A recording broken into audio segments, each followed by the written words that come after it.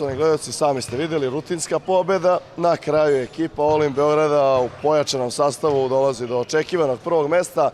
Bili su prvi nosioci pre 2 nedelje, prošle nedelje su bili drugi, a sada treći nosioci, ali imaju tajno oružje koje će podeliti tek od četvrtfinala. Sa moje leve strane upravo pojačanje, igrač Limana, dugogodišnji osvajač svega mogućeg i nemogućeg u rangu jednih od najboljih svih vremena. Ne znam kako drugačije da najavim, a da nisu već najavljivali ili kolega MC Luciano. U pitanju je naravno Nebojša Kilijan.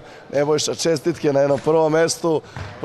Prošle nedelje si gledao turnir, sada si odlučio da igraš. Reci mi ukratko utisci o igranju, o ekipi, sad si pojačao ekipu Olimpija Beograda, igrate milion puta zajedno, ali na treninzima sad konačno na turnirima i par reči o samom turniru.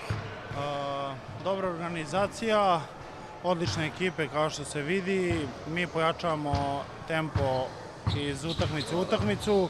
Grupu smo završili na prvom mestu, sad čekamo drugoplasiranog iz A grupe, četvrtfinale, kao što sam rekao, neće biti lako, polufinale pogotovo i nadamo se finalu i da osvojimo taj turnir.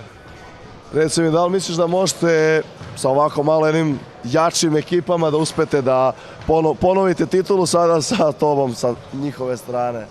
Pa nadamo se najbolje, normalno došli smo da osvojimo, daćemo sve od sebe. Kao što sam rekao, tu je ekipa Vijene, doduše oslabljena s 3 igrača, Bele strele sa Bulutom i ostatkom ekipe, ni malo naivna. Mislim da možemo da igramo sa njima. Naravno da možete, hvala ti puno Nebojša, igrač koji je igrao preko 10 godina upravo sa igračima Vijene, Belih streli i ostalih ekipa. To je bio Nebojša Kilijan, a nas, poštovani gledalci, iščekuje rasplet grupe D između ekipe Slodes Beograda i USSNS.